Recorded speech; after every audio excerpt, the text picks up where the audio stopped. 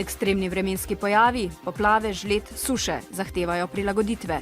Kako se s tem spopada naše kmetijstvo? Kako uspešno upravljati vodne vire in zagotoviti pridelavo hrane v spreminjajočem se podnebju?